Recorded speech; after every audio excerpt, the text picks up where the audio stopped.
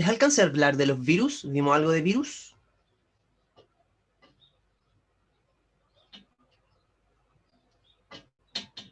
¿O solo hablamos de las bacterias?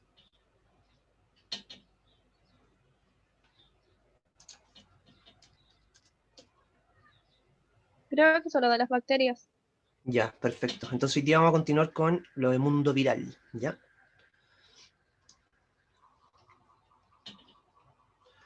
Denme un segundo para abrir el material y estamos.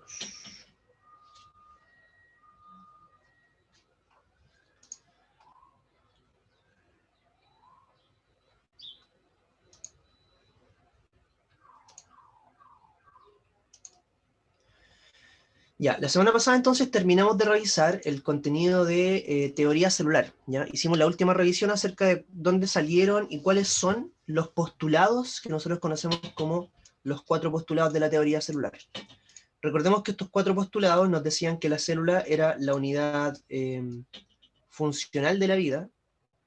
O sea, primero, la unidad estructural de la vida. Todos los seres vivos estaban formados por células. Luego dijimos que la célula era la unidad funcional de la vida. Un segundo.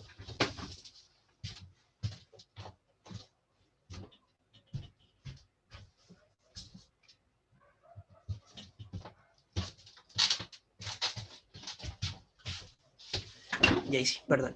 Dijimos entonces que la célula era la unidad estructural de la vida, eso quería decir que todos los seres vivos estaban formados por células. Luego dijimos que la célula era la unidad funcional de la vida, eso quería decir que todas las reacciones químicas que nosotros conocemos como metabolismo ocurren dentro de una célula.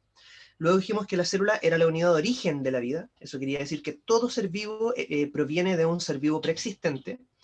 Y en cuarto lugar dijimos que la célula era la unidad genética de la vida, lo cual quería decir que toda la información necesaria para mantener a una célula, para mantener un ser vivo, estaba almacenado en estas moléculas llamadas ADN, y el único lugar donde podíamos encontrar ADN era dentro de las células. ¿Ok? Ahora, en esta imagen que yo les estoy compartiendo acá, nosotros podemos ver las principales diferencias que podemos encontrar entre una célula eucarionte y una célula procarionte. Recuerden que las células procariontes son aquellas que no tienen núcleo, las bacterias, y no tienen organelos internos. Esa es la principal característica que ustedes debían recordar de las células procariontes, ¿ya? Si hacemos la comparación entonces con una célula eucarionte, que es la que vamos a revisar en la clase de hoy día, vemos entonces que las células procariontes no tienen núcleo, ¿ya? Son más antiguas evolutivamente hablando, en cambio las células eucariontes sí tienen núcleo, son células más modernas, entre comillas. El ADN de las bacterias, como dijimos la semana pasada, era ADN circular, a diferencia del ADN de las células eucariontes, que es lineal, es como una hebra. Las células procariontes no tienen organelos membranosos, en cambio las células eucariontes, como vamos a ver hoy día, sí tienen un montón de organelos membranosos. Las células eucariontes y las procariontes tienen ribosomas, ambas, pero esto es muy importante. Esos ribosomas, ¿ya? Que son las estructuras que se encargan de fabricar proteína, tenían diferencias de tamaño. En el caso de la célula procarionte, los ribosomas eran ribosomas más pequeños, que se llamaban ribosomas 70S. En cambio, en las células eucariontes, los ribosomas eran idénticos con la misma función, pero eran más grandes. Se llamaban ribosomas 80S. ¿Ok? Ambas tenían pared, ¿ya? Recuerden que las bacterias todas tienen pared celular. Y en el mundo de los eucariontes, las células vegetales y los hongos también presentan pared, pero de diferente material. El tipo de reproducción, dijimos que en el caso de las células procariontes, la reproducción siempre es asexuada, ¿ya? Las bacterias siempre se reproducen a partir de una célula que se parte por la mitad y forma dos células nuevas. En cambio, la reproducción en el mundo eucarionte puede ser o asexuado o sexuado, ¿ya? Asexuado en el caso, por ejemplo, de los protozoos, ¿ya? Todos los organismos eucariontes que son unicelulares también se dividen a partir de una célula y forman dos individuos. En cambio, los organismos con reproducción sexual como nosotros, ¿ya? Necesitamos de dos individuos, un macho y una hembra, que generen entonces este tipo de reproducción llamada reproducción sexual, que se basa en la unión de dos células que se llaman células reproductivas o células sexuales, o gametos, el espermatozoide y el ovocito, que se fusionan entonces para formar una nueva célula llamada cigoto, que es la primera célula a partir de la cual se forma un nuevo ser humano, ¿ya? el tipo de metabolismo. En el caso de las células procariontes, recuerden que habían células procariontes que eran aeróbicas, que utilizaban oxígeno, habían otras bacterias que eran anaeróbicas, que no necesitaban oxígeno, y habían otras que se llamaban facultativas, ¿ya? Que cuando había oxígeno respiraban oxígeno, pero cuando no lo había respiraban otros gases, ¿ya? Esas eran las facultativas, las que hacían de las dos, eran aeróbicas y anaeróbicas a la vez. En cambio, en el mundo de las células eucariontes, todos, absolutamente todos los individuos eucariontes son aeróbicos, ¿ya? Todos los conocidos hasta ahora. Ejemplo, tenemos aquí entonces las bacterias, y aquí como ejemplo ponen un espermatozoide o un hepatocito, que es una de las células de nuestro hígado, ¿ya? Eso entonces al comparar a las células eucariontes con las procariontes.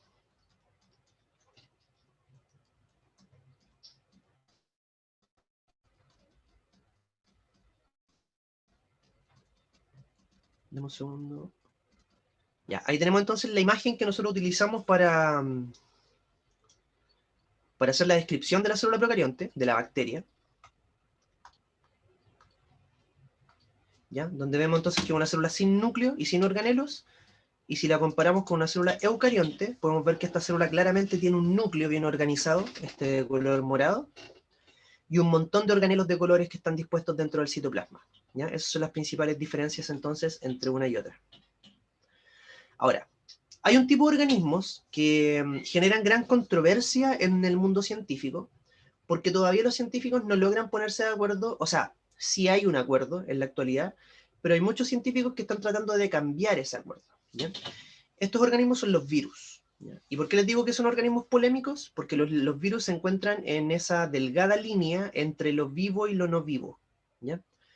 Para efectos de PSU, para efectos de prueba de transición, si a ustedes les llegasen a preguntar si es que los virus están o no están vivos, no, no están vivos, ¿ya? Los virus no cumplen con las características que debería tener un ser vivo para ser considerado un ser vivo, que las vimos en las primeras clases que estuvimos acá, cuando hablamos acerca de que yo les contaba que no se podía definir qué es la vida, pero sí podíamos saber qué características tenían los seres vivos.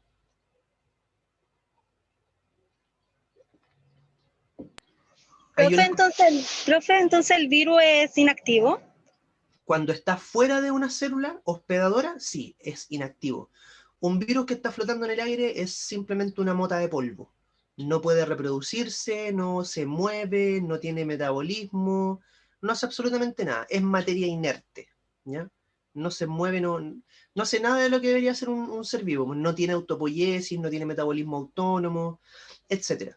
Sin embargo, cuando los virus infectan, ¿ya?, a otra célula, a una célula, perdón, los virus generan un proceso a través del cual se apoderan de esta célula, transformándola como una especie de esclava, y esta célula comienza a fabricar copias de estos virus. Ahí se activan. Pero si se fijan, necesitan de otras células para funcionar. No tienen metabolismo propio. Entonces, no son considerados seres vivos hasta ahora, ¿ya? Como pueden ver aquí, a los virus se les denomina parásitos celulares, ¿ya? Por ser incapaces de reproducirse de forma autónoma, necesitan de una célula huésped para hacerlo, ¿ya? Existen diversos tipos de virus, ¿ok? Pero la clasificación más general los clasifica de acuerdo al tipo de material genético que tienen en su interior, ¿ya? Los que tienen ADN en el interior se llaman adenovirus, y los que tienen ARN en el interior se llaman retrovirus, ¿ya? Adenovirus, los con ADN, retrovirus, los con ARN. Y esos retrovirus son los más jodidos, ¿ok? Son los que tienen el mayor potencial patogénico para nosotros, nos generan las enfermedades más complicadas. El virus del VIH, por ejemplo, es un retrovirus. El coronavirus también es un retrovirus, ¿ok? Estos son como los más complejos para nosotros, son los que en general generan las enfermedades más complejas para nosotros.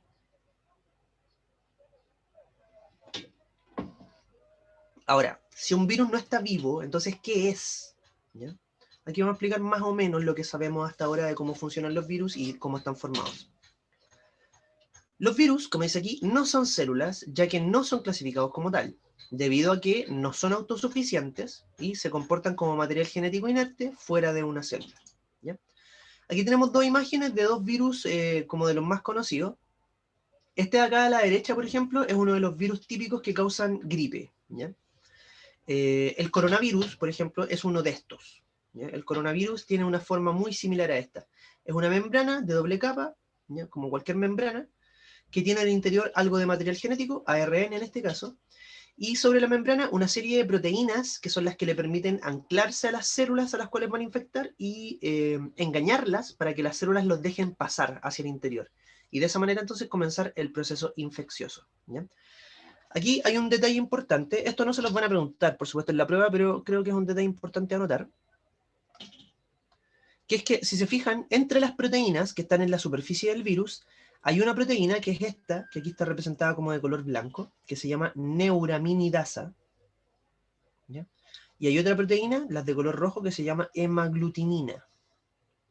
Esas proteínas, neuraminidasa y hemaglutinina, son las que definen las características de muchos virus, ¿ya? Por ejemplo, hay un virus famoso que se llama el virus hemaglutinina 1, es decir, el virus H1, neuraminidasa 1. El virus H1N1, ¿les suena? Sí, sí me suena. ¿Suena, verdad? El virus H1N1, si no me equivoco, fue el responsable de la gripe porcina hace algunos años atrás. ¿Cuándo fue la gripe porcina? Bueno, el 2011, si no me equivoco. 2011, 2012. Ustedes estaban chicos todavía, pero se tienen que acordar de la gripe porcina, ¿verdad? Que fue como otra pandemia que hubo hace un tiempo atrás. No tan complicada como esta, pero... ¿Se acuerdan o no? ¿Sí? Sí, sí me acuerdo, profe. ¿La tienen en Yo su recuerdo también. aún? Ya, perfecto. Ese, pues, la gripe porcina era causada entonces por uno de estos virus llamados H1N1. Después también hubo otra gripe que se llamaba la gripe aviar, que era de otro virus que era H2N3, si no me equivoco. Así se clasifican los virus por su hemaglutinina y por su neuraminidasa. El tipo de proteína que presentan entonces en la superficie es la que les da el nombre, ¿ya? Excepto ahora el coronavirus, que es de otra clase, pues, ¿cachai? Es muy parecido a este, pero tiene algunas diferencias en cuanto a las proteínas de la superficie. Ya no son neuraminidasa y hemaglutinina, ¿ya? El SARS-CoV es otra clasificación, ¿ya? Como otra especie de virus. Ya. Estos son entonces como los típicos virus que nos afectan a nosotros. Estos de acá, que tienen una forma mucho más fantástica, a mi parecer, ¿ya? Estos se llaman bacteriófagos. Estos son un tipo de virus particulares que se encargan de atacar bacterias, ¿ya? Ellos solo atacan bacterias, por eso el nombre, bacteriófagos, ¿ya? De hecho, hay unas fotos reales de bacteriófagos. En la actualidad nosotros tenemos microscopios muy, muy potentes, de mucha calidad. Están, por supuesto, en las mejores universidades del mundo. Aquí en Chile no sé si tendremos microscopios tan bacanes, pero con ellos se pueden tomar fotos de virus, ¿ya? En alta calidad. Denme un segundo, voy a buscar una y se las muestro para que la puedan ver. Para que vean que de verdad sí se ven los virus y parecen como si fueran organismos extraterrestres. Bacteriófago.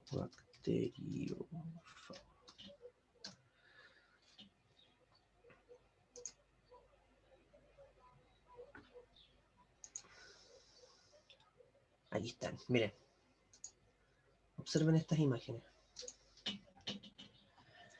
Miren, esta imagen que ustedes pueden ver acá, ¿las ven o no? ¿Ven lo que estoy compartiendo? Sí, Sí, profe. profe. Sí, profe. Miren, esta imagen de acá, que estoy marcando con el cursor, es como una de las primeras imágenes que nosotros pudimos tomar de un bacteriófago. Ahí nosotros vimos la forma extraña que tienen estos virus. Aquí hay otra foto de un poco mejor calidad, ¿ya? Donde se ve solo la sombra del bacteriófago. Esta de acá ya es mucho mejor. Ahí se pueden ver varios bacteriófagos posados sobre la superficie de una célula. Chiquillos, los virus son de un tamaño así que ya es ridículamente pequeño, ¿cachai? Si ver una célula de nuestra mano, una célula, es imposible porque es muy pequeñita. Las bacterias son más chicas que esas células y los virus son más chicos que las bacterias. ¿Cachai, no? Hay una diferencia de tamaño gigantesca, son muy, muy, muy pequeños, por eso es tan difícil fotografiarlos, ¿ya? La única forma es hacerlo con microscopios electrónicos. Esta fotografía que ustedes pueden ver acá, ¿ya? Es una imagen formada por computadora, a partir de los datos recopilados de la estructura de los virus, ¿ya? Esta que ustedes pueden ver ahí. Y ahí se puede ver claramente entonces la estructura de un bacteriófago con estas como patas que utilizan para posarse en la superficie de la célula, esa cápsula arriba donde almacena el material genético y esta estructura que se llama cuello, que tiene como una especie de espina que atraviesa la membrana de la célula y es capaz de inyectar su material genético a través de ella. Miren esta imagen, ahí se pueden ver miles de bacteriófagos posados en la superficie de una bacteria. ¿Se fijan? Esta igual es bacán, miren, esa foto una vez yo la vi en la universidad. ¿Se fijan? Estas son fotos ya reales, ¿cachai?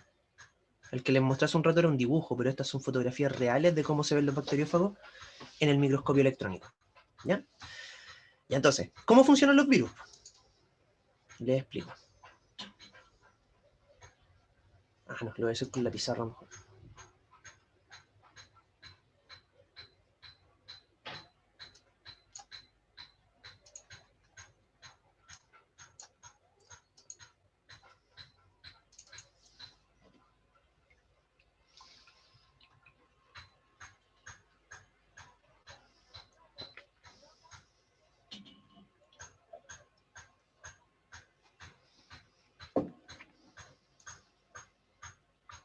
Ya, pongan atención a esto, por favor. Voy a utilizar como ejemplo a una bacteria, ¿ya? Pero este proceso que les estoy mostrando con una bacteria podría ocurrir con cualquier célula de nuestro cuerpo. Vamos a suponer entonces que esto es una bacteria, ¿ya? Con su flagelo, ¿ya? Con los cilios característicos que tienen las bacterias. Muchas bacterias tienen de estos cilios que son como pelitos que les ayudan a nadar. ¿Ya? Entonces, esta célula entonces en el interior tiene su propio ADN. Lo voy a dibujar con color morado. Ustedes ya saben que el ADN de las bacterias es un ADN circular y cerrado. ¿Ya? Así, como un anillo. Ahí. ¿Okay? Ese es el ADN de la bacteria. Ese ADN tiene la información de cómo es la bacteria, ¿cachai? De su tamaño, de su forma, de su color, cómo mantenerla viva, cómo tiene que fabricar proteínas, etc. Ese es el ADN que utiliza la bacteria para poder mantenerse vivo. Ahora, ¿qué pasa? En algún momento va a llegar un virus. Chiquillos, si yo quisiera dibujar un virus en tamaño real, debería dibujarlo de ese tamaño, así como un punto. ¿Cachai? Los virus son muchísimo más pequeños que una bacteria. Yo lo voy a dibujar mucho más grande para poder mostrarles cómo ocurre el proceso infectivo, ¿ya? Pero recuerden que son enanos, muy, muy, muy enanos. Entonces, va a llegar aquí uno de esos bacteriófagos que yo les estaba mostrando hace un rato, con sus típicas espículas, estas como patas que yo les mostraba. Se va a posar en la superficie del bacteriófago y desde esta estructura que yo les decía se llama cuello, va a inyectarle al interior del bacteriófago su material genético. Acá dentro de esta como cabeza, que se llama cápsula, el virus entonces tiene cierta cantidad de ADN o ARN. Vamos a suponer que este tiene ADN directamente, ¿ok? Entonces, estas patitas que tiene el virus como que se pliegan y el virus se acerca aquí a la membrana y desde el cuello, les decía, sale como una especie de aguja que atraviesa la membrana y a través de esta aguja entonces el ADN del virus pasa acá al interior. Ahí ya podemos decir que la célula está infectada. ¿Ya? Ahí ya ingresó el virus. Esta célula está infectada por el virus. La cápsula del virus se queda fuera. Y ahora sí, esta cápsula es netamente como una cáscara de proteínas. Ya no sirve absolutamente para nada, así que la vamos a borrar porque después esto se pierde, desaparece. No tiene ninguna otra función. Con que haya quedado el ADN adentro, ya podemos decir que el proceso de infección fue exitoso. ¿Ok? Así. Ya, ahora, fíjense en esto. Ese ADN que acabamos de ingresar al interior del virus se puede mantener ahí inactivo durante muchísimo tiempo, desde días, horas, hasta años incluso, ¿ya? En un proceso en el cual la célula bacteriana, en este caso, está infectada por el virus, pero no presenta ningún tipo de síntoma, ¿ya? A esa parte del proceso infectivo se le llama ciclo lisogénico. Lisogénico. El ciclo lisogénico es cuando una célula está infectada por un virus, pero es asintomática, por decirlo de alguna manera. No va a presentar ningún tipo de alteración en su metabolismo. Es lo que nosotros conocemos como el periodo de incubación del virus, ¿ya? En nuestro caso, los seres humanos, tenemos algunos tipos de enfermedades virales en los cuales se da el fenómeno de los portadores. ¿Han escuchado hablar de los portadores de VIH? Sí, profe. ¿Sí? Sí. ¿Sí? Ya, pues, los portadores son personas que están infectadas con VIH, pero que no han desarrollado SIDA. Es decir, si tú les haces un examen, ellos efectivamente tienen sus células infectadas con el VIH, con el virus del VIH, pero todavía no se expresa el virus, no se ha desarrollado la enfermedad llamada SIDA. Recuerden que son dos cosas distintas. VIH es el nombre del virus, el virus de la inmunodeficiencia humana, ¿ya? Y cuando ese virus comienza a multiplicarse dentro del cuerpo de una persona, se genera un síndrome que se llama SIDA, síndrome de inmunodeficiencia adquirida, ¿ya? Pero hay personas que pueden tener VIH sin tener SIDA, ¿ok? Hay personas que están infectadas por el virus, pero nunca desarrollan los síntomas. Hay personas que están infectadas con VIH y se mueren de viejas, ¿cachai? Por causas naturales, después de años de haber estado infectadas, ¿ya?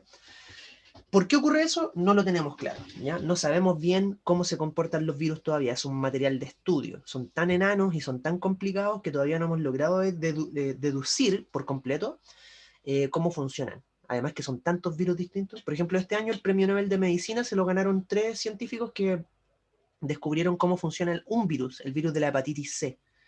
¿Cachai? Pero es un virus de centenares o miles o millones que pueden afectar a los seres vivos, a los seres humanos, ¿cachai? Entonces son re complejos. Ahora, por alguna razón que nosotros no conocemos todavía, ¿ya? En algún momento, no sabemos cuándo ni por qué, ¿ya? Pero en algún momento, este ADN, perdón, el ADN viral, se activa, ¿ya? Y hace lo siguiente, fíjense. Este ADN va a producir algunas enzimas que van a cortar un pedacito aquí del ADN de la bacteria. Así, van a hacer un espacio dentro del ADN de la bacteria. Y en ese espacio se va a insertar el ADN viral. En ese espacio entonces se inserta el ADN del virus. Ahí. Entonces ahora tenemos a esta bacteria con una especie de mezcla de su ADN propio, el de color morado, y el ADN viral, que era de color rojo. ¿Cachai? ¿Qué va a ocurrir ahora? Entonces, esta bacteria va a seguir viva como cualquier día de su vida y va a empezar a leer su ADN, leyendo las instrucciones que le permiten saber qué proteínas tiene que formar, qué cosas tiene que hacer, etc. Y de repente cuando llegue a esta parte del libro, recuerden que el ADN es un libro, literalmente un libro de instrucciones para fabricar cosas, para fabricar proteínas, cuando llegue a este punto va a encontrarse con información nueva. Pero ella no tiene la capacidad de saber, oye, esta información no es mía, no debería usarla. No, no pueden hacer eso. Las células, las bacterias no tienen razonamiento. Entonces, al llegar a este punto, simplemente van a empezar a leer esta información y van a seguir las instrucciones que están aquí. ¿Y qué instrucciones están en esta parte roja? Instrucciones para fabricar cápsulas, instrucciones para fabricar cuellos, instrucciones para fabricar espículas. Miles de ellas, ¿ya? Aquí voy a dibujar un par nomás, pero son miles, son millones de copias de estas cápsulas las que empiezan entonces a fabricarse acá adentro. La bacteria empieza a fabricar más virus, obligada, porque el virus se encargó de incorporar su material genético escondido, así como camuflado, para callado, entre medio del ADN de la bacteria, ¿cachai? Y además, en algún punto, se van a empezar a formar copias de este mismo ADN. Y esas copias que se van a empezar a formar van a ser trasladadas hacia el interior entonces de estas cápsulas, formando entonces nuevos virus. Esta parte, cuando el virus ya se activó y empezó a utilizar la maquinaria metabólica de la bacteria para fabricar copias de sí mismo, se denomina, lo vamos a poner acá abajo, ciclo lítico. Lítico de lisis, de ruptura, ¿ya? Ciclo lítico. El ciclo lisogénico es cuando la célula está infectada pero no le pasa nada. El ciclo lítico es cuando la célula ya está expresando problemas debido a la infección viral. En algún momento entonces, chicos y chicas, esto se va a llenar con tantos virus, ¿ya? Una cantidad tan monstruosamente grande de virus, que al final la célula se va a terminar reventando, ¿ya? De tan llena que está de virus, explota, literalmente, ¿ya? Y al explotar la bacteria,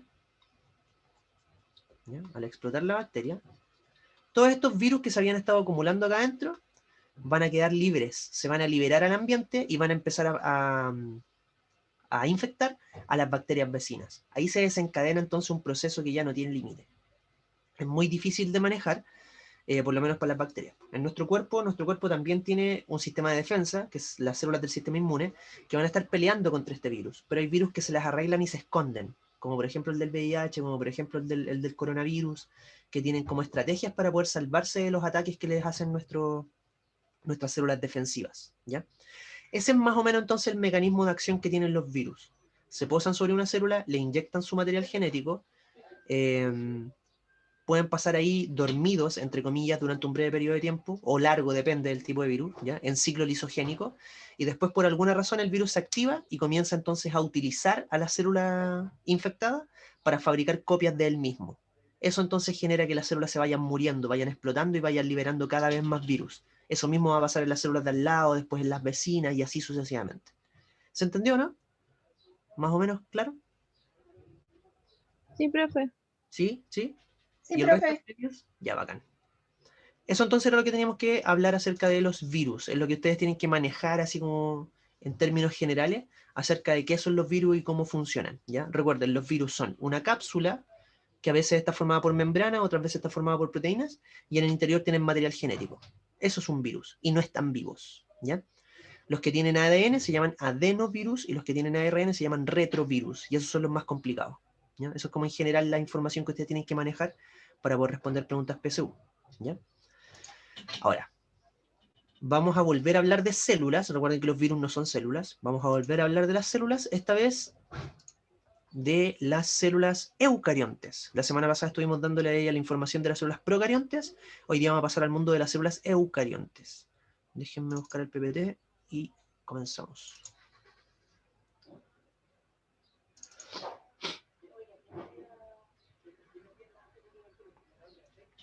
Aquí está.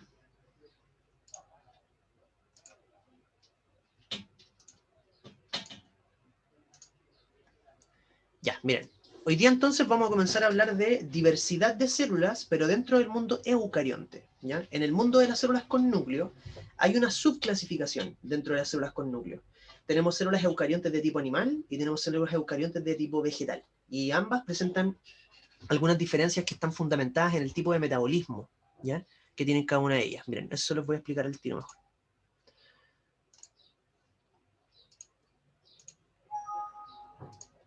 Les decía entonces que dentro del mundo de las células eucariontes,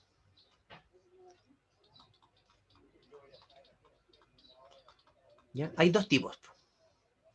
Están las células eucariontes de tipo animal, como las nuestras. Perdón. ¿Ya? Las células eucariontes de tipo animal, como las nuestras, las que forman nuestro cuerpo. Y también están las células procariontes de tipo vegetal. ¿Ya? Células procariontes de tipo vegetal. Y alguien podría decir, ya, pero ¿cuál es la diferencia? ¿Cachai? Si ambas son eucariontes, ambas son células con núcleo, ambas tienen organelos, etc. ¿Por qué tienen esta diferenciación? La principal diferenciación entre las células animales y las vegetales es el tipo de metabolismo que presentan, ¿ya?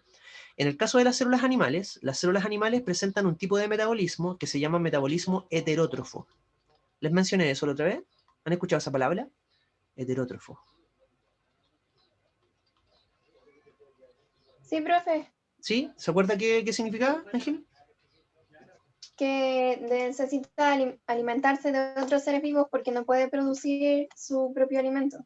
Perfecto, eso mismo, ¿ya? Las células animales, como las muestran entonces, se caracterizan por ser heterótrofas, porque como dijeron recién, no pueden fabricar su propia materia orgánica, entonces tienen que comerse a otros seres vivos. En cambio, en el mundo vegetal, las células vegetales tienen un metabolismo que se llama metabolismo autótrofo. ¿Ya? Autótrofo, que es todo lo contrario. ¿Okay? Las células vegetales son aquellas que tienen la capacidad de fabricar su propia materia orgánica y por lo tanto no necesitan comer, ¿ya? No se comen a otros seres vivos, ellos sintetizan su propia comida, ¿okay? En cambio nosotros los animales no, somos dependientes de otros seres vivos que tenemos que estar comiéndonos para poder obtener entonces materia orgánica, ¿ya? Este hecho, entonces, de que las células animales tengan un metabolismo distinto al de las células vegetales, es el que determina entonces esta subclasificación, ¿ya? Que estén divididas en dos grupos distintos.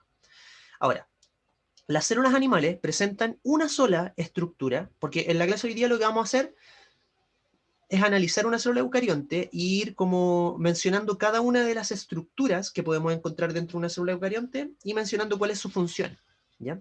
En ese sentido, hay muchísimas estructuras que son comunes, tanto para la célula animal como para la célula vegetal, ¿ya? Por ejemplo, vamos a mencionar, las voy a poner acá en medio, las que son comunes. Vamos a mencionar el núcleo, y su función. Vamos a mencionar el citoesqueleto.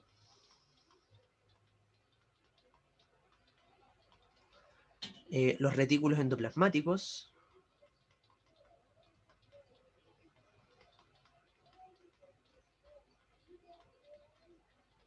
Liso y rugoso. El aparato o complejo de Golgi. Vamos a mencionar los lisosomas. Los peroxisomas. ¿Ya? Los peroxisomas, ¿qué me falta? Las mitocondrias. Y puede que se me escape alguno que lo vamos a ver después igual, ¿ya? Pero en general este listado son los organelos o estructuras celulares que son comunes.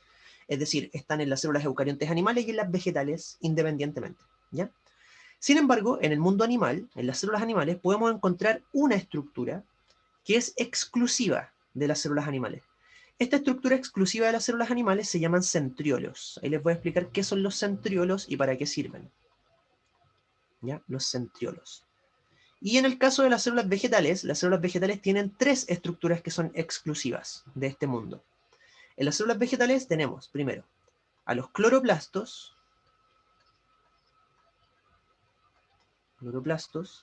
tenemos a la vacuola central, y las células vegetales también tienen esta estructura llamada pared celular. ¿Ya? Estas son tres estructuras que están solo en las plantas, esta es una estructura que está solo en los animales, y todas estas del medio están en las dos. ¿Ya? Entonces eso es lo primero que tenemos que tener claro. ¿Cuáles son las estructuras diferenciales entre un modelo y otro? ¿Ya? A continuación las vamos a ver una por una y con más detalle, pero por ahora las dejamos así como mencionadas. ¿Ok? Comencemos entonces con la descripción de la función de las diferentes estructuras. ¿Ya?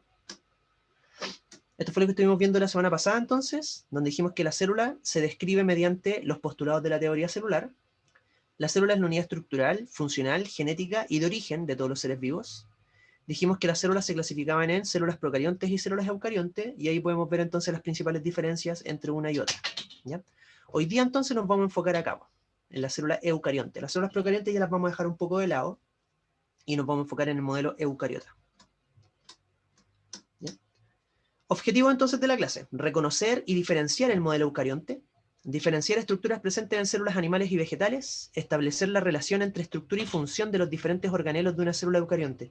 Eso es importante, esa es la forma en la cual se suele preguntar esta materia en la prueba de transición. Por ejemplo, ustedes les podrían preguntar qué células de su cuerpo deberían tener un gran desarrollo del retículo endoplasmático rugoso. Entonces tú tenés que acordarte qué era el retículo endoplasmático rugoso, tenés que saber cuál es su función, y así entonces poder deducir qué células de tu cuerpo, dependiendo de la función de la célula, deberían tener un gran desarrollo de ese organelo en particular. Ahí les voy a ir dando ejemplos de cada uno de ellos para que les quede más o menos claro a qué me refiero con esto. ¿Ya? Establecer la relación entre desarrollo y cantidad del organelo con la función celular tiene que ver con lo mismo, y conocer distintas adaptaciones celulares. Creo que este año no se va a preguntar adaptaciones celulares, así que no sé si lo veamos, ¿ya? Pero lo vamos a dejar ahí como un tema aparte. Ya, miren esto. Esto es sumamente interesante. ¿Conocían a esta mujer? ¿Han escuchado ese nombre alguna vez? Lynn Margulis. ¿Les suena algo? Yo no. Sí. ¿No? ¿Sí? ¿Dicen por ahí? Denme un segundito, voy a ir a buscar un vaso con agua porque hace un poco calor aquí y vuelvo enseguida y les explico quién es esta señora. ¿Ya?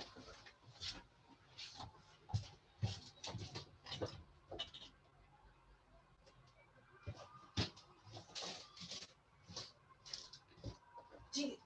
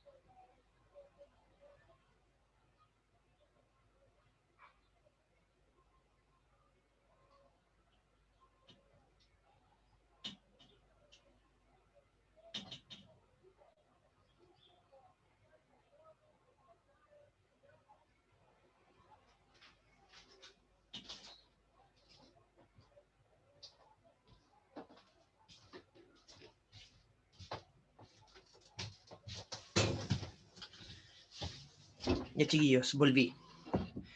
Ya, ¿qué pasa con Lynn Margulis? Esta señora es súper importante en el mundo de las ciencias porque durante mucho tiempo hubo una gran incertidumbre, es decir, nadie sabía cómo pudo ocurrir este fenómeno a través del cual, hace muchos años atrás, los primeros organismos vivos del planeta, que nosotros suponemos eran organismos procariontes, organismos muy sencillos, muy similares a una bacteria, lograron transformarse y evolucionar en un modelo celular mucho más complejo, que es el modelo eucarionte. No se nos ocurría cómo. Tenía lógica que los organismos, los primeros seres vivos del planeta tienen que haber sido organismos muy sencillos, como las bacterias, y que después fueron aumentando en grado de complejidad hasta dar origen a las células eucariontes. ¿Cachai? Pero ¿cómo?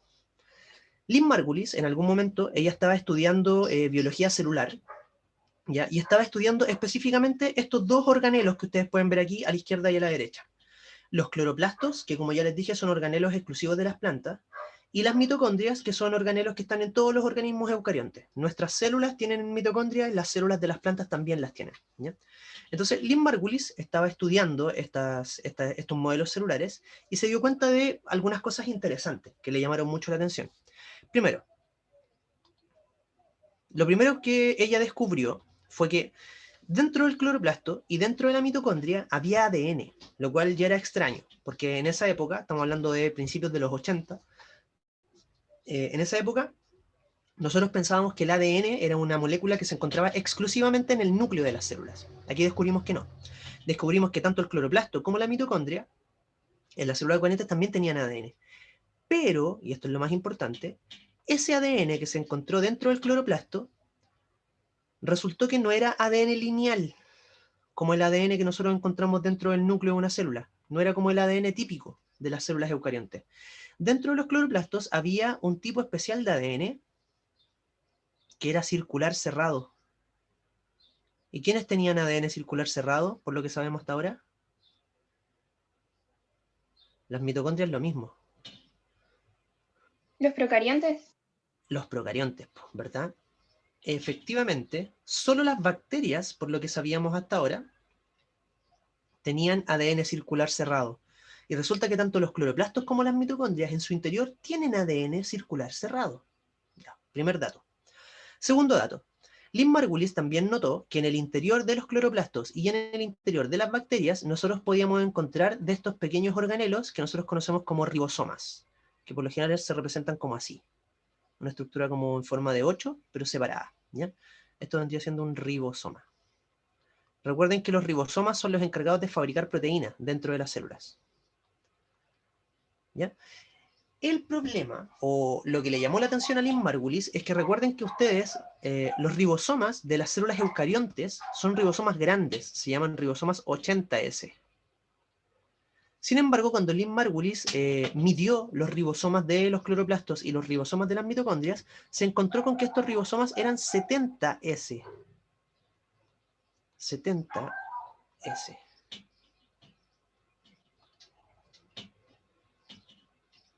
Ahí sí, 70S.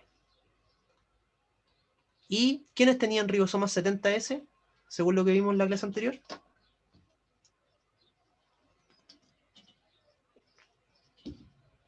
Las bacterias también. Las procariontes. Correcto, ¿ya?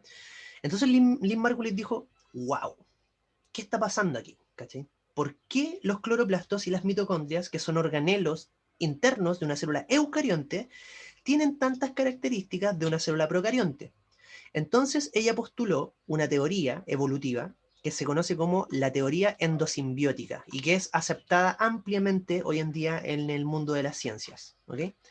La teoría endosimbiótica de Lynn Margulis plantea que en algún pasado evolutivo lejano, hace muchos años, ya estamos hablando de miles de años en el pasado, miles de millones de años en el pasado, tanto los cloroplastos como las bacterias, tanto los cloroplastos como las mitocondrias, eran bacterias, efectivamente, ¿ya? Eran bacterias de vida libre, bacterias que vivían ahí en el océano, ¿ya? En aquella época.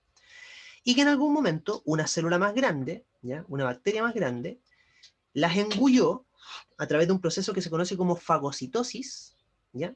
Y a partir de ese proceso de fagocitosis, en vez de comerse a estas bacterias como digestivamente hablando, como para alimentarse de ellas, las terminó capturando y las terminó transformando en un organelo interno, ¿ya?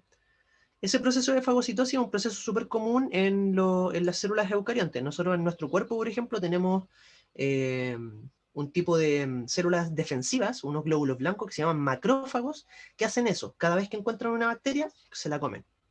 Entonces, la idea de Lynn Margulis fue que los cloroplastos, por ejemplo, eran bacterias que hacían fotosíntesis, ¿ya?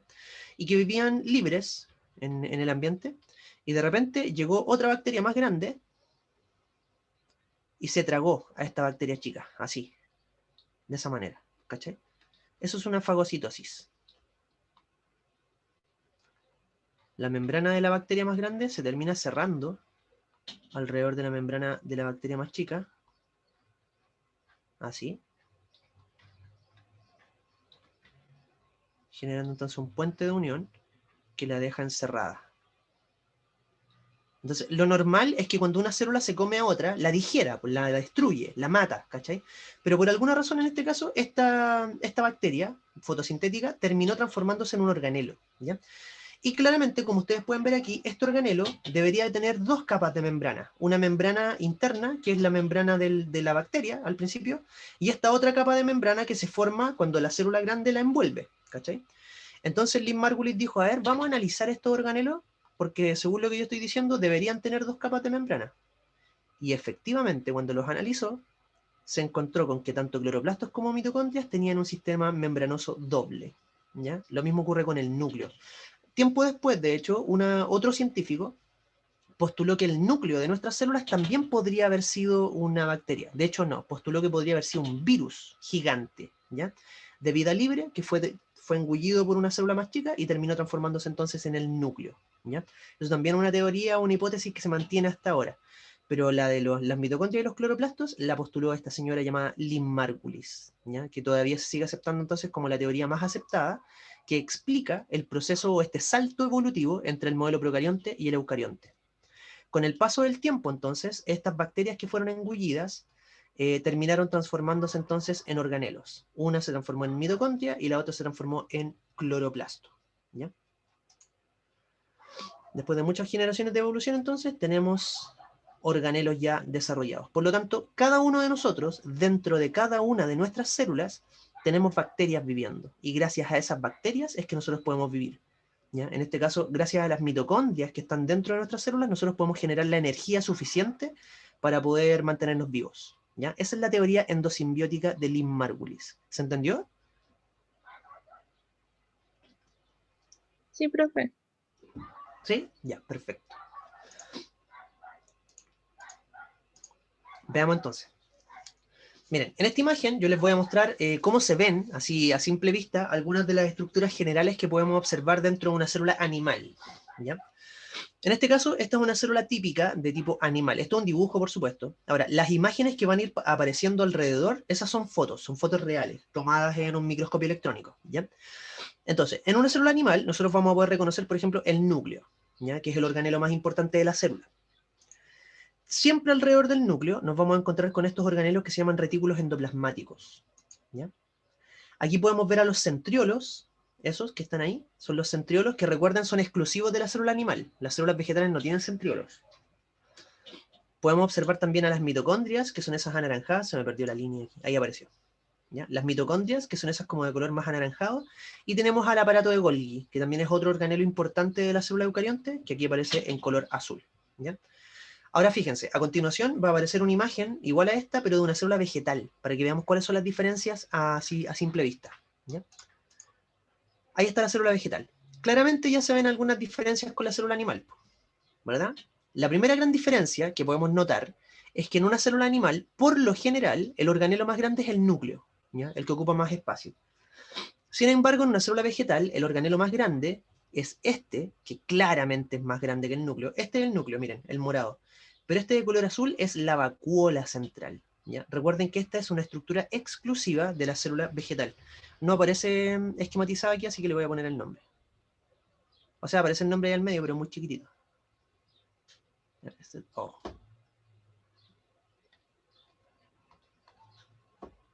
Esta es la vacuola.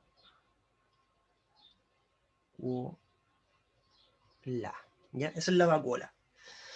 La otra estructura exclusiva que nosotros podemos observar dentro de la célula vegetal, o no dentro, pero afuera en realidad, es esta, la pared celular, que también está escrito, pero también muy chiquitito. La pared celular. Recuerden que solo las células vegetales tienen pared celular. Cuando comparamos la animal con la vegetal, solo la vegetal tiene pared, ¿ya? Que es esta estructura protectora que envuelve a la célula. Tiene función protectora como en el amplio sentido de la palabra. Y podemos encontrar también a los cloroplastos, estos que están acá, que recuerden que es el tercer organelo exclusivo de la célula vegetal. Ahí tenemos los tres: pared, vacuola, cloroplastos. Y todos los demás son los mismos que encontrábamos en la célula animal, pues las mitocondrias,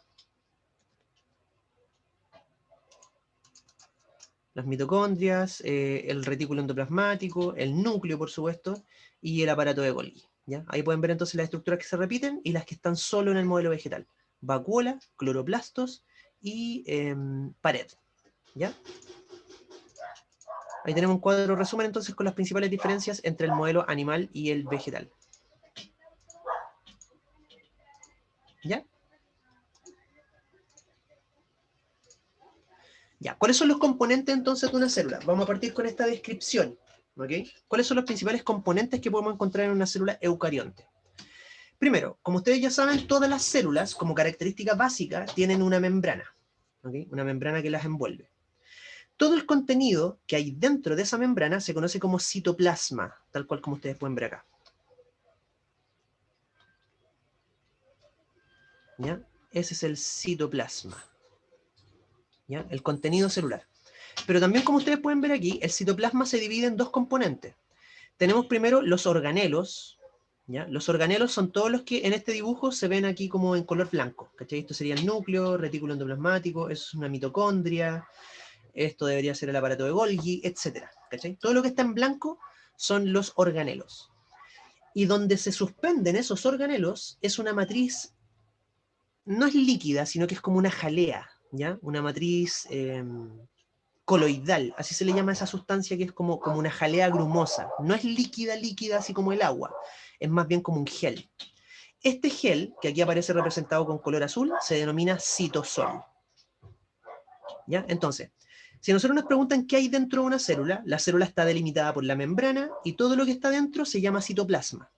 ¿De qué está formado el citoplasma? El citoplasma está formado de una matriz líquida llamada citosol, o sea, perdón, no líquida, grumosa, una matriz coloidal, un gel llamado citosol, que es esto de color azul, y en él se insertan entonces los diferentes organelos que forman parte de la célula eucarionte, que son todos estos que están aquí con color blanco y que ya los vamos a describir a lo largo de esta clase y de la siguiente.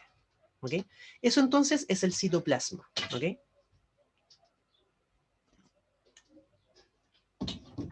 Ahora, mucho ojo con un dato, porque por lo general cuando nosotros nos hablan acerca del citoplasma, ¿ya? Nos ponen dibujos como este, como el que ustedes pueden ver aquí, donde los organelos están como flotando en el citosol. Y eso no es así. ¿Okay? Los organelos en realidad no están flotando en el citosol, están sujetos ahí por una serie de fibras de proteína que atraviesan a la célula en todas direcciones. Hay una malla, así, de fibras de proteína que van uniéndose en todas direcciones. Por lo general no se dibuja porque si no entorpecerían muchísimo la visión de los organelos. Se vería una maraña así de líneas cruzadas para todos lados, entonces no se podría entender lo de adentro. Por eso es que por lo general se omite, pero nunca hay que olvidarlo, ¿ya? Los organelos no están flotando dentro de la célula, están sujetos unos a otros y a la membrana también, por estas fibras entonces llamadas citoesqueletos. Miren, si se fijan en la imagen de abajo, no sé si la podrán ver muy bien, pero en la imagen de abajo, si se fijan, la membrana está como de color blanco, ¿ya? Los organelos aparecen de distintos colores, y acá, en esta parte, en la parte de arriba de la célula, se alcanzan a ver como unas fibras. ¿Las ven? Estas de acá. Esas representan a las fibras del citoesqueleto, ¿cachai? Aquí las dibujaron en alguna parte, ahí arriba. ¿Ya? Pero como les decía, por lo general se omiten, porque si no se vería algo así, ¿cachai? Como todo rayado en todas direcciones, y sería como imposible reconocer dónde están metidos los organelos, ¿ya? Pero nunca hay que olvidar que existe esa malla, ¿ya? Esa malla de fibras de proteína llamada citoesqueleto, que la vamos a ver a continuación. ¿Ok? Eso entonces con el citoplasma. Ahora, En el citoplasma, nosotros vamos a encontrar entonces, metido en el interior, sosteniendo los organelos, estas fibras llamadas citoesqueletos. En esta imagen se puede ver un poco mejor. Pues miren, esta que ustedes pueden ver acá es una célula cúbica, ¿ya? Una célula cúbica a la cual le sacamos todas las membranas laterales. ¿Cachai? Le sacamos todas las membranas de los lados, dejamos solo la membrana de arriba y la de abajo, y también sacamos el citosol, ¿ya? Entonces, aquí se pueden ver todas las mallas, las fibras de proteína que forman esta malla, llamada citoesqueleto. Todas estas fibras que ustedes ven aquí conforman entonces al citoesqueleto. ¿Ok? Ahora, este citoesqueleto también está presente en las células procariontes, las bacterias también lo tienen, pero es mucho más sencillo. Este citoesqueleto es más complicado, más complejo en el sentido de que tiene más funciones, ¿ya? Y está formado por 3 tipos de proteínas, que ustedes pueden ver aquí, ¿ya? ¿Cuáles son los 3 tipos de proteínas que forman el citoesqueleto? Primero, tenemos el filamento intermedio. Pinches perros, ¿se escuchan muy fuerte los perros? ¿Cabros? No molestan. ¿No? ¿No molestan? No, a mí tampoco, profe. Ya va, que si no tengo que cerrar la ventana y hace un calor horrible, así que no quiero. Ya, entonces, miren, de esto tomen nota, les recomiendo que vayan tomando apuntes acerca de las funciones de las proteínas del citoesqueleto. El primer tipo de proteína que forma el citoesqueleto de una célula eucarionte se llama filamento intermedio, estos que están acá arriba. ¿Qué son estos? Estos anaranjados que ustedes pueden ver aquí, que están como cruzándose para todos lados, esos son los filamentos intermedios. Los filamentos intermedios son las proteínas más básicas del citoesqueleto y son las que le dan forma a la célula. Estos son los que determinan si es que la célula es esférica, si es cúbica, si es triangular, si es estrellada, como en el caso de las neuronas, etc. ¿Ya? Estas son las proteínas que vendrían siendo como los huesos de nuestro cuerpo, ¿cachai? Le dan forma, ¿okay? Y sostienen también las diferentes estructuras. También estas proteínas sirven como una especie de colchón, de amortiguación, que permite entonces que las células, si nosotros las aplastamos hasta cierto punto, después vuelven al tamaño normal, ¿cachai? Evidentemente, si yo aplasto muy fuerte una célula se revienta, pues se destruye, pero gracias a este colchón sirve como un resorte, ¿cachai? Le da entonces cierto grado de flexibilidad, ¿ya? Los filamentos intermedios entonces le dan forma a la célula, son las proteínas más abundantes del citoesqueleto, son todas estas de color anaranjado que ustedes pueden ver aquí, ¿ya? Luego, el segundo tipo de proteína que forma parte del citoesqueleto son estos llamados microtúbulos. Estos son súper interesantes porque los microtúbulos, como dice su nombre, son tubos, ¿ya?, de proteína que se forman con estas pelotitas. Hay unas proteínas globulares que se van uniendo, se van ensamblando una al lado de la otra, son como piezas de Lego. Se van pegando una al lado de la otra y van formando estos verdaderos tubos que atraviesan a la célula de un lugar a otro. Lo interesante es que estos tubos son caminos, ¿ya? Caminos a través de los cuales se desplazan ciertas estructuras que hay que mover dentro de la célula, ¿ya?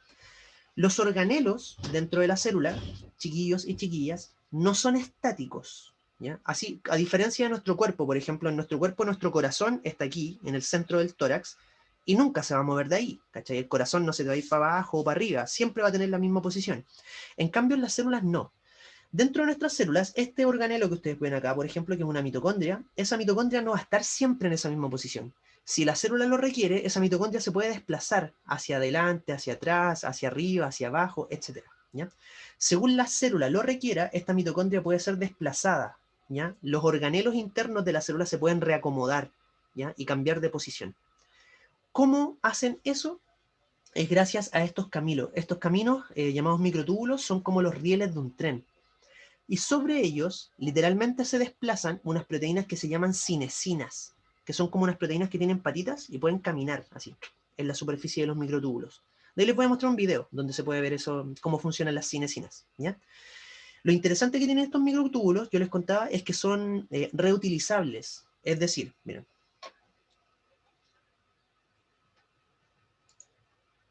Imagínense que yo tengo aquí una célula, ¿ya? Supongamos que esta es una célula, ¿cachai? Y aquí tengo una mitocondria. ¿Ya? Supongamos que aquí tengo una mitocondria. Esta es una mitocondria, ¿ya? Y por alguna razón yo necesito mover esta mitocondria para allá, ¿cachai? La necesito dejar por aquí. Entonces, ¿qué voy a hacer? Yo como célula tengo que fabricar primero una carretera en esa dirección. Entonces voy a agarrar muchas proteínas de estas pelotitas que les decía hace un rato y las voy a ir ensamblando una al lado de la otra hasta formar un camino que vaya desde aquí hasta allá. ¿Ya? Por eso les decía que eran como piezas de Lego, se pueden ensamblar y desensamblar fácilmente. Así entonces yo acabo de formar un microtúbulo que atraviesa la célula. Ahora que tengo el microtúbulo, yo voy a llamar a estas proteínas que les decía hace un rato que se llaman cinesinas, que son algo así, ¿ya? Y esta cinesina va a atrapar a la mitocondria, así, y la va a empezar a desplazar hacia allá. Esta cinesina va a empezar a caminar y la mitocondria va a ser arrastrada en esa dirección. Entonces después de un rato, yo me voy a encontrar con que mi mitocondria, que al principio estaba aquí, ahora va a estar acá. ¿Cachai? Así. Y una vez que ya logré desplazar a mi mitocondria, este camino, que lo fabriqué hace un rato, lo voy a empezar a desarmar. Las mismas proteínas que ocupé aquí se van a empezar a despegar y después las puedo ocupar para fabricar otro camino. ¿Cachai? Entonces son como caminos reutilizables, son como carreteras que yo puedo construir en una dirección o en otra. Después entonces esas mismas pelotitas que ocupé recién, ahora las puedo ocupar para fabricar otro camino, pero para acá, así, en esa dirección. Esos son los microtúbulos, ¿ya? Los microtúbulos entonces permiten el transporte interno, ¿ya? De estructuras en la célula. Miren, les voy a mostrar un video donde se puede apreciar entonces mejor cómo ocurre ese fenómeno. Denme un segundo.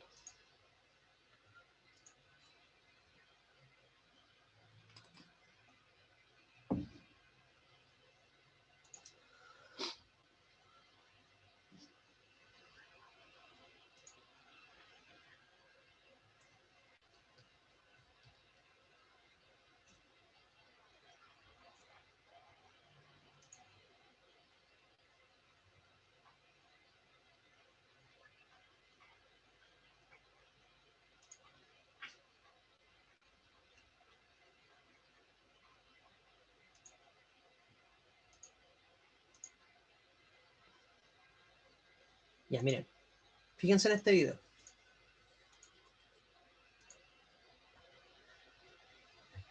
¿Ven lo que estoy compartiendo? Sí, profe. Sí. Ya, miren. Ojo aquí. Eso que se está formando ahí es un microtúbulo. ¿Lo ven? Ahí se está desarmando otro. Eso es para mostrar que se forman y se desarman constantemente. Y eso que va caminando ahí es una cinesina. Así se ven las proteínas transportadoras dentro de nuestro cuerpo. Y eso que va arrastrando ahí debe ser una vesícula. Podría ser una mitocondria completa, ¿ya? Pero ahí, por ejemplo, hay una mitocondria que se va moviendo. Ahí va una cinesina caminando con otra vesícula, ¿ya? Sobre estos microtúbulos que yo les estaba mostrando recién. Lo vamos a ver de nuevo. Ahí está el microtúbulo formándose. Esto es todo adentro de una célula. Eso es otro microtúbulo que se está desarmando. Y ahí podemos ver entonces a la cinesina transportando una vesícula. Ahí atrás va otra. ¿Cachai? Entonces, de aquí en adelante, cada vez que yo les hable de que algo se mueve dentro de una célula, es que hay que mover una vesícula para allá, es que hay que transportar esta cuestión para acá.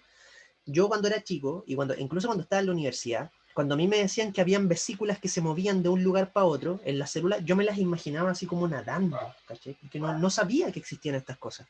Hoy en día sabemos ya que los movimientos de estructuras dentro de la célula son gracias a estos transportadores, ¿ya? Ahora, ojo, porque estamos hablando de estructuras microscópicas. Entonces, por ejemplo, esa cinesina tan chiquitita, alguien podría decir, pero ¿cómo puede transportar esa tremenda pelota, esa tremenda bolsa? Claro, es que es tan chica que en ese momento la gravedad ya no es un factor, ¿cachai? Como que la masa de las sustancias a ese tamaño es irrelevante. Hay otras fuerzas de la naturaleza que actúan ahí, ¿ya? Pero la gravedad, en cuanto a la masa, al peso de una sustancia, como que ya no funciona, ¿cachai? A ese nivel, ¿ok? Entonces ahí podemos ver a las cinesinas transportando cosas sobre los microtúbulos. Esa es la función de los microtúbulos. Sirven como carreteras sobre las cuales se desplazan entonces estas cinesinas, llevando diferentes cosas de un lugar a otro. Esos que se ven ahí al fondo, ¿los ven?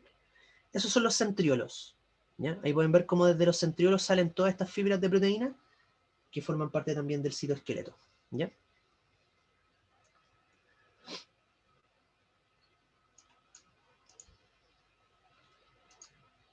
Ya, esos son entonces los microtúbulos. ¿Quedó claro para qué sirven los microtúbulos? Sí.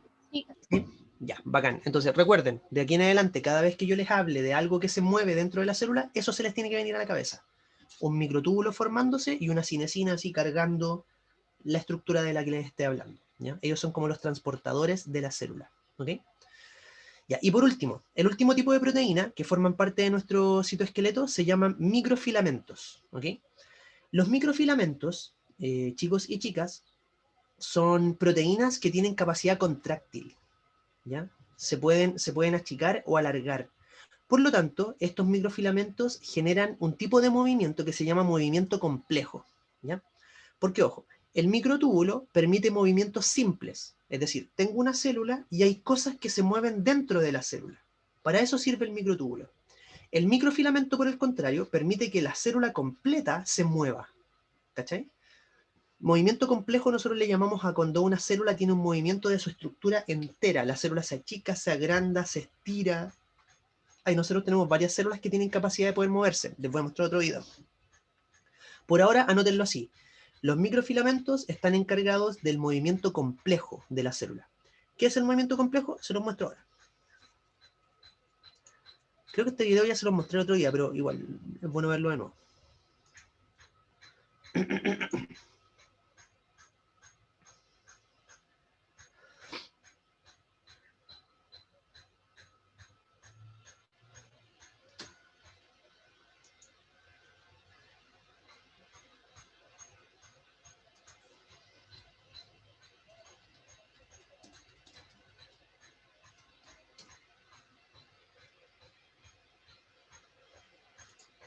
Este se los mostré el otro día, ¿verdad?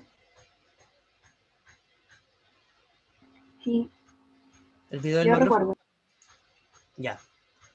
Bueno, este tipo de movimiento, donde una célula es capaz de desplazarse, moviendo su estructura completa, como por ejemplo este macrófago que va persiguiendo a las bacterias. ¿Ya? Ahí tenemos entonces nuestro macrófago. El neutrófilo es un tipo de macrófago. Y ahí tenemos entonces a la bacteria que va arrancando. Y aquí podemos ver entonces cómo este macrófago se desplaza persiguiendo a la bacteria hasta que la atrapa. Ahí. ¿Ya? Ese tipo de movimiento entonces donde una célula se mueve por completo. Otro ejemplo son nuestros músculos. Nuestros músculos también son células que pueden estirarse o recogerse. Ese tipo de movimientos se llaman movimientos complejos y se desarrollan gracias a los microfilamentos que estamos mencionando recién, ¿ya? Los filamentos intermedios. ¿Ya? A eso me refiero entonces cuando les digo movimiento complejo. ¿Ok? Entonces, los filamentos intermedios le dan forma a la célula. Los microtúbulos permiten el desplazamiento de estructuras dentro de la célula y los microfilamentos son los que permiten el movimiento complejo, ¿ya? Que la célula se pueda mover por completo. ¿Ok? Dentro de los microfilamentos, el tipo más común de proteína es una proteína que se llama actina. ¿Ya? Actina y miosina son las proteínas más abundantes en nuestros músculos. Nuestros músculos que nos permiten movernos, hacer ejercicio, bailar, etc. Esos están formados mayoritariamente de ese tipo de proteínas, de microfilamentos. ¿Ya? Esas son las funciones entonces que tienen las tres proteínas del citoesqueleto. ¿Se entendieron las tres? ¿Les quedó alguna duda con alguna de ellas? Todo claro, profe. No, todo claro. Perfecto. Bacán. Vamos entonces a otra estructura. Esta va a ser la última que vamos a ver por hoy día y las demás las terminamos de ver la próxima semana. El núcleo, ¿ya? El núcleo. El núcleo es la estructura más importante de una célula eucarionte. De hecho, es la que lo define. Recuerden que la célula eucarionte se llama así porque tiene núcleo, ¿ya? ¿Por qué es tan importante el núcleo? Porque el núcleo es el centro de control de la célula, ¿ya? Literalmente, esa es su función. Es el centro de control de la célula. Todo lo que hace o deja de hacer una célula está controlado desde acá, desde el núcleo, ¿ya? Recuerden que dentro del núcleo es donde se encuentra el material genético, ¿ya? Aquí dentro del núcleo está el ADN, que como ya les había dicho hace un rato atrás, es un libro, ¿ya? Acá dentro entonces está el ADN, que como les decía, es un libro donde está escrita toda la información que necesita esta célula para mantenerse viva. ¿Ya? Acá dentro entonces se almacena el material genético. En diferentes cantidades. Recuerden que cada especie tiene una cantidad de ADN específico, ¿ya? Para definirla. Nuestra especie, por ejemplo, nosotros los humanos, Homo sapiens sapiens, tenemos 46 cromosomas dentro del núcleo de cada una de nuestras células. 46 hebras de ADN. Tenemos una enciclopedia de 46 tomos, ¿ya? Es el centro entonces de regulación de la célula, el centro de control. Y una característica importante que tenemos que recordar del núcleo es que el núcleo es un organelo que tiene doble membrana. Cuando nosotros analizamos la estructura del núcleo, el núcleo tiene entonces una membrana interna, acá dentro está el ADN, como les decía, ¿ya? Y tiene también una membrana externa, una segunda capa. Por eso yo les decía hace un rato que había una teoría que planteaba que el núcleo en el pasado fue un virus grandote, ¿cachai? Esa es una de las teorías que más se aceptan ahora, ¿ya? Pero todavía no está corroborado. Todavía es una hipótesis, perdón. No es una teoría, es una hipótesis, ¿ok? Una teoría es cuando ya está comprobado algo, cuando ya tiene muchísimo como argumento a favor, a eso se le llama una teoría. Esto no, esto es solo una hipótesis, es una idea, ¿ok? Lo que sí sabemos entonces es que el núcleo tiene dos capas de membrana. Una membrana interna, una membrana externa. Y lo otro que sabemos es que esta membrana está perforada, ¿ya? Tiene hoyitos en diferentes puntos. Aquí se pueden ver, pues. Si se fijan en esta imagen de acá abajo, se nota que la membrana tiene poros, ¿ya? A través de esos poros entonces se pueden mover algunas sustancias que entran y salen del núcleo, ¿ya? Entonces es una doble capa de membrana, pero no es, ¿cómo se dice? No es íntegra, ¿ok? Tiene perforaciones en diferentes puntos. Esa doble capa de membrana que envuelve el núcleo se conoce como, anoten este término, carioteca. Anótenlo de verdad porque en la prueba les van a hablar de la carioteca y ustedes tienen que acordarse qué es la carioteca. No les van a decir en la membrana del núcleo, no. Le van a decir, en la carioteca ocurre tal cosa, ¿cachai? Entonces tú tenés que acordarte qué es la carioteca. La carioteca es la membrana del núcleo, un sistema de dos membranas con poros a través de los cuales pueden entrar y salir sustancias. ¿Ya? Esa Profe, es la... repítalo, por favor. ¿Y si ahora? ¿Qué cosa? Si lo puede repetir, por favor, lo que era la carioteca. Ah, ya. La carioteca es el sistema de doble membrana con poros que envuelve el núcleo. ¿Ya? El término carioteca, cario, viene de corion, que es núcleo, en latín. Y teca en latín significa pared. ¿Ya? Pared. Entonces, la carioteca es la pared del núcleo, la membrana que envuelve el núcleo, que es una membrana doble y con este sistema de poros, como les decía, que permite la entrada y la salida de sustancias. ¿Ya? Entonces, ese es un término que también ustedes deben recordar. Tienen que integrarlo a su vocabulario para poder acordarse entonces de qué les van a hablar en la PSU. ¿Ya? ¿Qué es la carioteca? El sistema de membranas que envuelve al núcleo. ¿Ya? ¿Qué es el núcleo? El organelo más importante de la célula.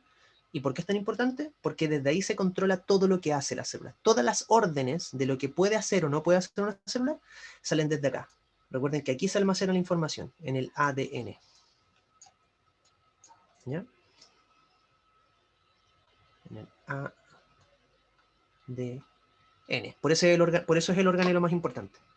Ahora, ojo, la mayor parte de las células de animales que nosotros conocemos, o sea, perdón, la mayor parte de las células eucariontes que nosotros conocemos, tienen un solo núcleo, ¿ya? La mayoría. Sin embargo, hay excepciones. Hay algunas células que son multinucleadas, como por ejemplo las células musculares. Las células de nuestros músculos tienen muchos núcleos, ¿ya? Para que lo tengan en cuenta, que eso también lo utilizan de repente como recurso en preguntas PSU. No todas las células tienen un solo núcleo. La mayoría sí, pero no todas. ¿Ya? Hay excepciones, como las células musculares, que presentan entonces múltiples núcleos. Pueden tener desde 2 hasta 20. ¿Ok? ¿Quedó claro para qué sirve el núcleo y sus características? Sí, profe. ¿Sí? Ya, entonces hasta aquí lo vamos a dejar por hoy día, ¿ya? La próxima semana seguimos con el listado del resto de los organelos, que nos faltan hartos, ¿ya? La próxima semana entonces los vemos con detalle y con más calma, porque si no aquí, si lo hacemos apurado, no van a quedar claros. La próxima semana entonces vemos todo el listado de los que nos faltaron y con eso terminamos entonces con la descripción de la célula eucarionte, ¿ya? ¿Alguna duda, alguna consulta al final? No, nada, profe. ¿Nada? Ya, perfecto. Ya pues chicas, chicos, que les vaya súper bien, nos vemos la próxima semana, ¿ya? Cuídense mucho, estudien. Ok, igual, ¿ya? profe. Gracias, aprovechen todos estos últimos meses de estudiar. Chaito. Chao, profe, cuídese. Chao, profe, gracias. Igual que te vaya Chao, bien. profe, gracias. Chau, chau.